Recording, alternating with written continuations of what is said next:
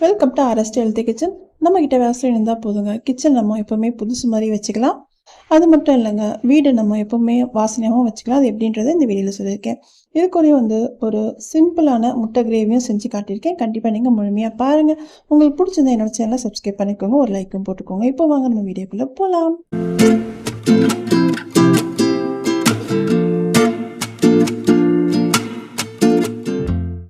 First பார்த்தீங்கன்னா, இனிமேல் இந்த முட்டைத்தோலை தூக்கி போடாதீங்க. ஏன்னா இதை நம்ம ஒரு சூப்பரான விஷயத்துக்கு யூஸ் பண்ண போகிறோம். அதாவது நம்ம வீட்டில் பழைய கத்திரிக்கோல் இல்லைன்னா நமக்கு வேலை செய்யாத கத்திரிக்கோல், ஏதாவது கட் பண்ண கத்திரிக்கோல் இருந்துச்சுன்னா அதை எடுத்துக்கோங்க. அதை எடுத்துகிட்டு இந்த முட்டைத்தோலை நம்ம எப்படி கட் பண்ணுற பாருங்கள்.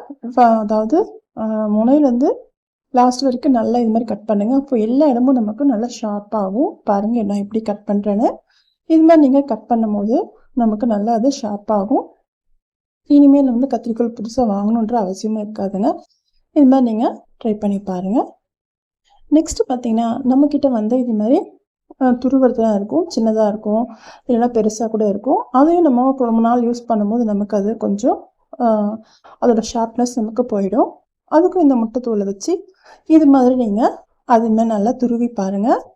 இது மாதிரி நீங்கள் துருவிட்டு நீங்கள் யூஸ் பண்ணும்போது நல்லா ஷார்ப்பாகுங்க. கண்டிப்பாக சொல்கிறேன். இது நல்லா நமக்கு ஒரு யூஸ்ஃபுல்லாக இருக்குது. கண்டிப்பாக நீங்கள் ட்ரை பண்ணி பாருங்கள். இப்போ உங்களுக்கு தெரியுதா? சப்போஸ் நான்வெஜ் சாப்பிடாதவங்களா இருந்தால் நம்மக்கிட்ட இருக்க மண் விளக்கு இருக்கு இல்லையா, அந்த மண் விளக்கு கூட இது மாதிரி நீங்கள் இதில் தேய்ச்சிங்கன்னா நல்லா ஷார்ப் ஆகுங்க. இங்கேயும் நான் அந்த முட்டைத்தோலை நல்லா தேய்ச்சிக்கிறேன். ஏன்னா அங்கேயும் நமக்கு ஷார்ப்னஸ் சில டைமில் போயிடும்.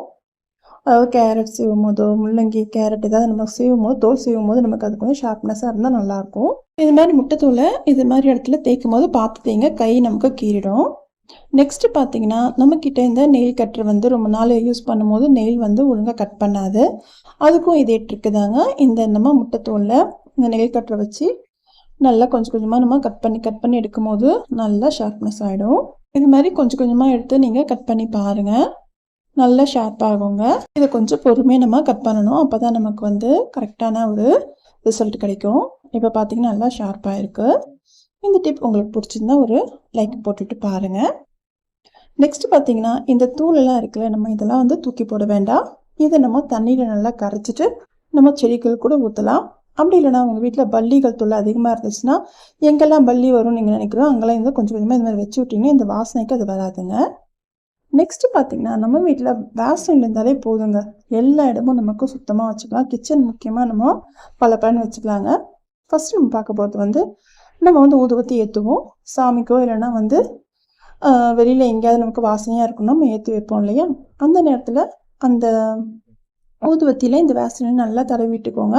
இது எதுக்கு நம்ம தடவுறோம்னா, நமக்கு இது நல்லா நின்று எரியுங்க. நல்லா வாசனையும் ரொம்ப நேரத்துக்கு இருக்கும். அதே மாதிரி இந்த தீக்குச்சி இருக்கு இல்லையா, சில டைம் நம்ம தீக்குச்சியை பொருத்தும் போது டக்குன்னு ஆஃப் ஆகிடும். சீக்கிரமாக நமக்கு அந்த இது மெழுகு இதாகிடும். அதுக்கு இந்த லைட்டாக வேஸ்லின் கொஞ்சமாக தடவிட்டு நீங்கள் பற்ற வைக்கும் போது நமக்கு ரொம்ப நாள் நின்று எரியுங்க.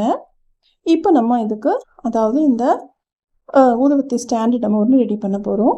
அதுக்கு நான் தேங்காய் ஓடு தான் எடுத்திருக்கேங்க. நான் கீழே ஓட்டெல்லாம் எதுவும் போடலை. நம்ம என்ன பண்ண போகிறோம்னா தேங்காய் ஓடை எடுத்துக்கோங்க. எடுத்துகிட்டு நம்மக்கிட்ட இருக்க வாட்டர் பாட்டிலோட மூடி எடுத்துக்கோங்க. இதில் சின்னதாக ஒரு ஹோல் போட்டிருக்கேன். போட்டுட்டு நம்ம என்ன பண்ண போனால் இதை கம் போட்டு நல்லா இதை அதில் நம்ம ஒட்டிக்கலாம். கரெக்டாக ஸ்ட்ரெயிட்டாக பார்த்து நல்லா ஒட்டிக்கோங்க. இப்படியே ஒட்டிங்கன்னா நல்லா ஒட்டாது. நான் சைட்லேயும் நிறைய கம் போட்டுக்கிறேன். உங்கள்கிட்ட ஃபெவி பாண்ட் இருந்துச்சுன்னா இது நல்லா ஒட்டுங்க. இது ஃபெவிகால்ன்றதுனால கொஞ்சம் அது டைம் எடுக்கும். இப்போ பார்த்தீங்கன்னா இது நல்லா ஒரு 5 நிமிஷம் விட்டிங்கன்னா நல்லா அது காஞ்சிடும். இப்போ பார்த்தீங்கன்னா நல்லா காஞ்சிடுச்சு. இப்போ இந்த ஊதுபத்தி இதில் நம்ம ஊதுபத்தி ஸ்டாண்டாக நம்ம யூஸ் பண்ண போகிறோம். இப்போ பார்த்தீங்கன்னா இப்போ ஏற்றிக்கிறேன். இப்போ பாருங்கள் இது நல்லா நின்று எரியுது, தெரியுதா உங்களுக்கு தீக்குச்சி? ஏன்னா நம்ம அதில் வேஸ்லின் லைட்டாக தடவி இருக்கோம் இல்லையா, அது நின்று எரியுது. இப்போ பார்த்தீங்கன்னா இப்போ அதில் நான் குத்தி காட்டுறேன் பாருங்கள். இது மாதிரி நீங்கள் தடவிட்டு நீங்கள் வைக்கும் போது ரொம்ப நேரத்துக்கு நம்ம வாசனையாக இருக்கும், வீடே வாசனையாக இருக்குங்க.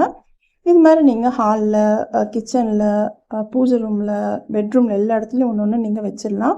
இதனால் கீழே நமக்கு அந்த அதுலேருந்து வரும் இல்லையா டஸ்ட்டு மாதிரி, அதெல்லாம் கீழே விழுந்தே இருக்காதுங்க. இது மாதிரி வைக்கும்போது உள்ளே அந்த கொட்டாங்குச்சி உள்ளே எல்லாம் விழுந்துடும்.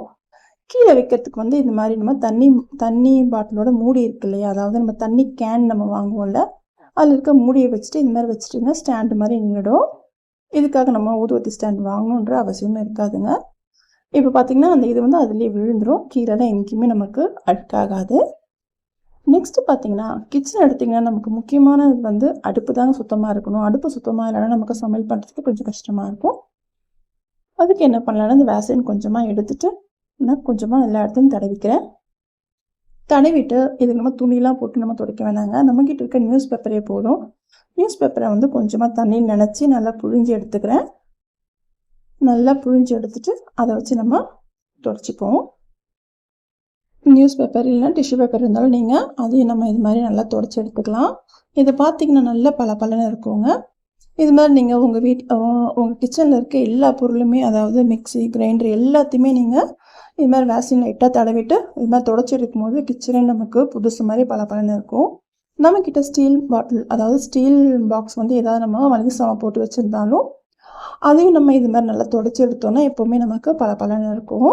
கிச்சனை பார்க்குறதுக்கே நமக்கு ஒரு ப்ளசண்ட்டாகவும் அழகாகவும் இருக்குங்க. கண்டிப்பாக நீங்கள் ட்ரை பண்ணி பாருங்கள். இப்போ பார்த்தீங்கன்னா நான் ஒரு ட்ரையான ஒரு பேப்பர் வச்சு துடைச்சிட்டேன். இப்போ பார்த்தீங்கன்னா உங்களுக்கு தெரியுதா? இன்னொரு விஷயம் பார்த்தீங்கன்னா இந்த இடுக்கில் தான் நமக்கு அழுக்கு சேர்ந்துடும். இப்போ தெரியுது உங்களுக்கு அங்கே எவ்வளோ அழுக்கு இருக்குன்னு. அதுக்கு நான் என்ன பண்ணுறேன்னா வேஸ்லின் தாங்க யூஸ் பண்ணுறேன். அதுக்கு நான் இந்த மாதிரி நம்ம பட்ஸ் இருக்கு இல்லையா, பட்ஸ் எடுத்துக்கலாம். இதை எடுத்துகிட்டு கொஞ்சமாக வேஸ்லின் எடுத்து எங்கெல்லாம் அதுக்கு நமக்கு அழுக்கு இருக்கோ அங்கெல்லாம் நல்லா அதை அப்ளை பண்ணிவிட்டு நல்லா துடைச்சி எடுத்துட்டோன்னா அந்த இடுக்கெலாம் கூட நமக்கு வந்து அழுக்கெலாம் எதுவும் இருக்காதுங்க. இப்போ பாருங்கள் எவ்வளோ அழுக்கு நமக்கு அதுலேருந்து வருது பாருங்கள். இது நான் ஒரு டிஷ்யூ பேப்பர் வச்சு நல்லா அதை துடைச்சி எடுத்துடுறேன். இல்லைன்னா உங்களுக்கு காட்டன் துணி இருந்தாலும் நீங்கள் துடைச்சி எடுத்துருங்க. இப்போ பார்த்தீங்கன்னா நமக்கு அடுப்பு நல்லா பளபளன்னு ஆயிடுச்சு. கண்டிப்பாக நீங்கள் உங்கள் வீட்டில் ட்ரை பண்ணுங்கள். நெக்ஸ்ட்டு பார்த்தீங்கன்னா நாங்கள் ஒரு சிம்பிளான முட்டை கிரேவி பண்ணலாம். சில டைம் நம்ம வந்து சமையல் ஏதாவது சாம்பார், ரசம் பண்ணியிருப்போம், தொட்டுக்கு என்ன பண்ணுறதுன்னு யோசிச்சுட்டே இருப்போம். இது மாதிரி ஒரு சிம்பிளான முட்டை கிரேவி பண்ணும்போது சாம்பாருக்கும் சரி ரசத்துக்கும் சரி சூப்பராக இருக்குங்க. அதுக்கு நான் ஒரு கடாய் எடுத்துக்கிறேன். அதில் ஒரு 3 டேபிள் ஸ்பூன் எண்ணெய் சேர்த்துக்கோங்க.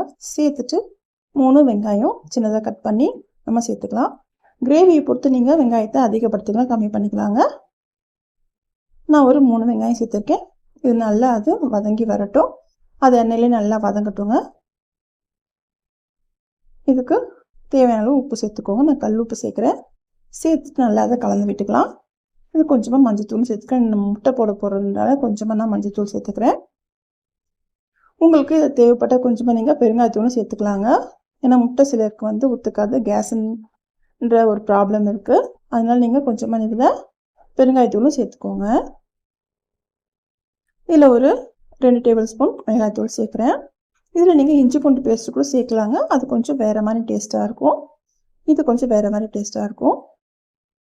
இப்போ பார்த்தீங்கன்னா இதை நல்லா அதை கலந்து விட்டாச்சு.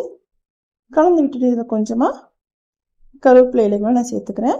சேர்த்து நல்லா அதை வதக்கி விட்டுக்கோங்க. இது நல்லா வாசனையாக இருக்கும். கண்டிப்பாக நீங்கள் செய்யும் போது இந்த கறி லீவ்ஸை சேர்த்துக்கோங்க. அதே மாதிரி 3 தக்காளி எடுத்துருக்கேங்க. ரெண்டுமே சம அளவாக எடுத்திருக்கேன். நான் 3 தக்காளி 3 வெங்காயம் எடுத்திருக்கேங்க. இது ஒரு மீடியம் சைஸ் தக்காளி, மீடியம் சைஸ் வெங்காயம் எடுத்திருக்கேன். இது நல்லா அது மசிஞ்சு வரட்டும். அது வரைக்கும் நம்ம மூடி வைப்போம். இப்போ பார்த்தீங்கன்னா ஒரு 3 நிமிஷம் ஆயிடுச்சு. நல்லா அது மசிஞ்சு வந்திருக்கு பாருங்கள். நம்ம நல்லா எண்ணெயிலே நல்லா வதக்குனதால நமக்கு வெங்காயம் சீக்கிரமாகவே வெந்துடுங்க. இதுக்கு ஒரு 5 நிமிஷமே போதுங்க, நம்ம சூப்பராக மசிஞ்சிடலாம். இப்போ பார்த்தீங்கன்னா நல்லா அது வதங்கி வந்துடுச்சு. உங்களுக்கு தெரியுதா? நல்லா வதங்கிடுச்சு. இதில் கொஞ்சமாக நம்ம தண்ணி சேர்த்துப்போம். தண்ணி சேர்த்துட்டு ஒரு 2-3 நிமிஷம் மூடி வச்சாலே போதுங்க. அந்த வெங்காயம்லாம் நல்லா ஒன்று சேர்ந்து நமக்கு ஒரு கிரேவியை கிடச்சிரும். அதுக்கு தான் நம்ம மூடி வைக்கிறோம். தண்ணி பார்த்திங்கன்னா ஒரு நான் 1/2 டம்ளர் தான் சேர்க்குறேன், அதிகமாக சேர்க்கல. நீங்கள் தண்ணியே சேர்க்காம கூட நம்ம இது மாதிரி முட்டையை போட்டு எடுக்கலாம். நான் கொஞ்சமாக தண்ணி சேர்த்துக்கிறேன். இப்போ பார்த்திங்கன்னா நமக்கு எல்லாம் ஒன்று கூடி வந்து வெங்காயம் தக்காளியில் நல்லா ஒன்று சேர்ந்து நல்லா அது வெந்து வந்திருக்கு. தெரியுதா உங்களுக்கு? பாருங்கள், இப்போ நல்லா அது நல்லா வெந்து வந்திருக்கு. இந்த சமயத்தில் உங்களுக்கு எத்தனை முட்டை வேணுமோ நீங்கள் அதை உடச்சி ஊற்றிக்கலாம். இல்லைன்னா நீங்கள் வேக வச்சு கூட இதில் நம்ம போட்டுக்கலாங்க. நான் இன்றைக்கி உடச்சி தான் ஊற்ற போகிறேன். வேக வச்சு போட்டாலும் இன்னும் நமக்கு நல்லாயிருக்கும். வேக வச்சு போடுறீங்கன்னும் போது நம்ம தண்ணியெலாம் எதுவும் சேர்க்காம அந்த எண்ணெயிலே நல்லா வதக்கிட்டு அந்த வேக வச்ச முட்டையை போட்டு சேர்க்கும் போது இன்னும் நமக்கு டேஸ்ட்டு சூப்பராக இருக்கும். இன்றைக்கி நான் வந்து முட்டையை உடச்சி ஊற்ற போகிறேன் அப்படின்றதால கொஞ்சமாக தண்ணி சேர்த்துட்டு கிரேவி மாதிரி ஆக்கினாங்க. இப்போ பார்த்திங்கன்னா நல்லா அது வெந்து வந்திருக்கு, தெரியுதா உங்களுக்கு? இப்போ நம்ம எத்தனை முட்டை வேணுமோ அதை நம்ம உடச்சி ஊற்றிக்கலாம். நீங்கள் எத்தனை பேருக்கு வேணுமோ அது மாதிரி நீங்கள் முட்டையை உடச்சி ஊற்றிக்கோங்க. முட்டையை இது மாதிரி உடச்சி ஊற்றிட்டு மேலே கொஞ்சமாக நான் வந்து மிளகுத்தூள் சேர்த்துக்க போகிறேங்க. கொஞ்சமாக தான் தூவி விடுறேன். கொஞ்சமாக மிளகுத்தூள் சேர்த்துக்கோங்க. இது வந்து உப்பும் மிளகும் கலந்தது. சேர்த்துட்டு ஒரு 5 நிமிஷம் மூடி வைப்போம். இப்போ பார்த்திங்கன்னா அது நல்லா வந்திருக்கு. இப்போ ஒன்று நம்ம திருப்பி போட்டுட்டு ஒரு 5 நிமிஷம் நம்ம வச்சு எடுத்தோன்னும் போது நமக்கு ஒரு சிம்பிளான ஒரு முட்டை கிரேவி நமக்கு ரெடி ஆகிடுச்சு. கண்டிப்பாக நீங்கள் உங்கள் வீட்டில் நீங்கள் செஞ்சு பாருங்கள். செஞ்சு பார்த்துட்டு உங்களோட ஃபீட்பேக் எனக்கு சொல்லுங்கள். இந்த வீடியோ உங்களுக்கு பிடிச்சா லைக் பண்ணுங்கள், ஃப்ரெண்ட்ஸ் அண்ட் ஃபேமிலிக்கு ஷேர் பண்ணுங்கள். மறக்காமல் ஆர்எஸ் ஹெல்த் கிச்சனை சப்போர்ட் பண்ணுங்கள். பார்த்ததுக்கு ரொம்ப நன்றி. நெக்ஸ்ட் ஒரு நல்ல வீடியோவில் பார்க்கலாம். தேங்க்ஸ் ஃபார் வாட்சிங்.